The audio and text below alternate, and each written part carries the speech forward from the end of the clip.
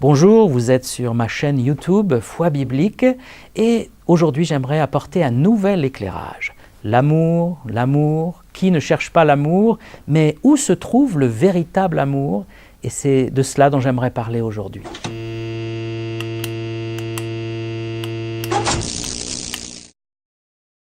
Dans cette courte vidéo sur le véritable amour, je vais essayer de ne pas distribuer des platitudes sans fin.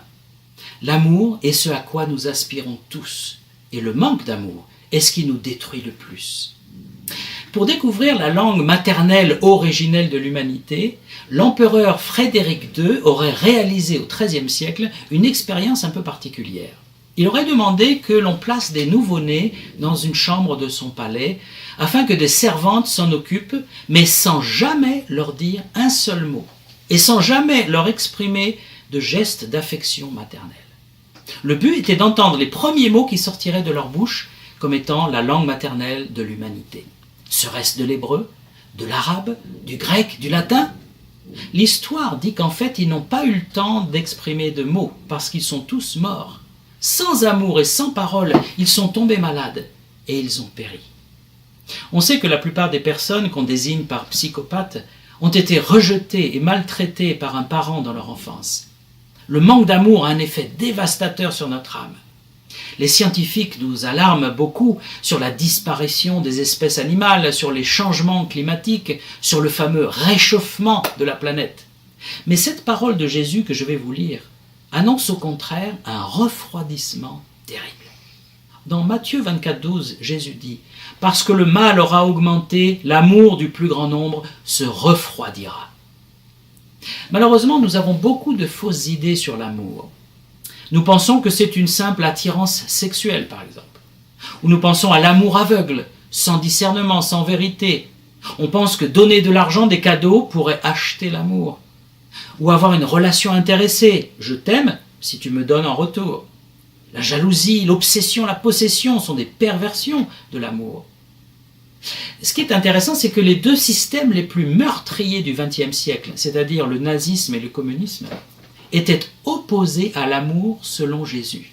Nikolai Ivanovitch Boukharine, théoricien du Parti communiste russe, président de l'Internationale communiste, a dit « Il faut détruire cette idée de l'amour du prochain qui veut conquérir le monde. C'est le pire ennemi du communisme. » Hitler, dans la même veine, a écrit « Les 10 commandements ont perdu de leur valeur. La conscience est une invention juive.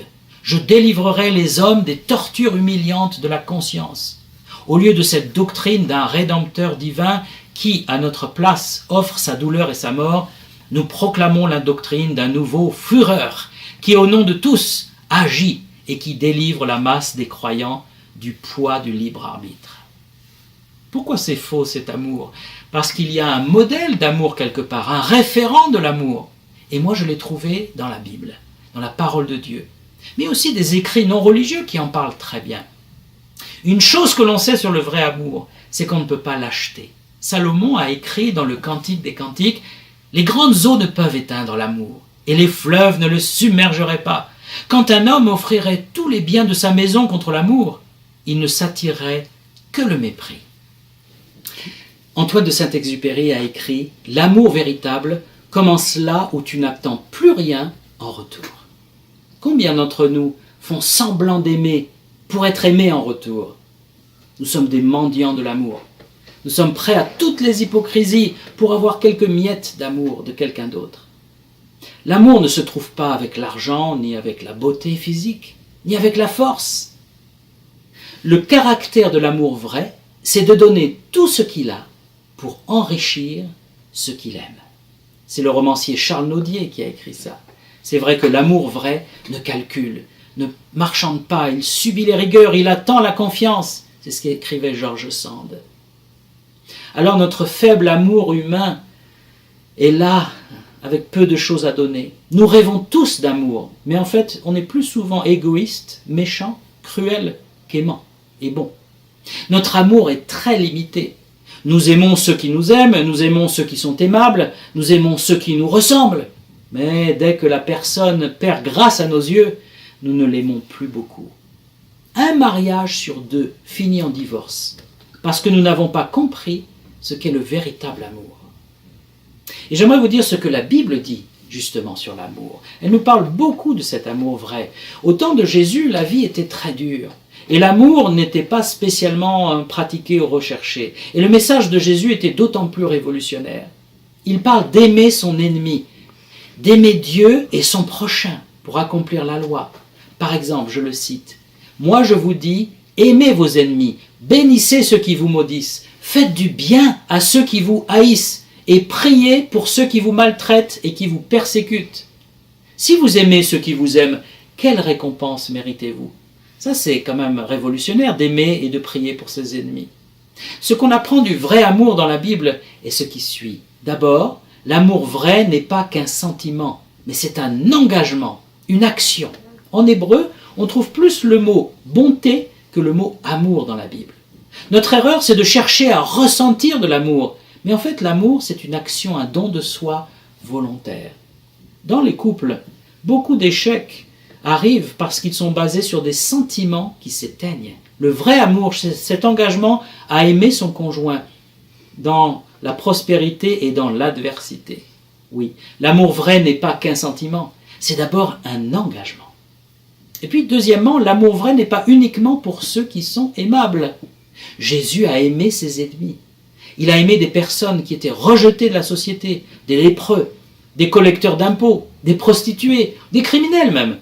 Bien sûr, il n'approuvait pas le mal qu'ils faisaient, mais il leur a tous donné une chance de se repentir et de démarrer une nouvelle vie. Et ils ont été transformés parfois par leur rencontre avec Jésus.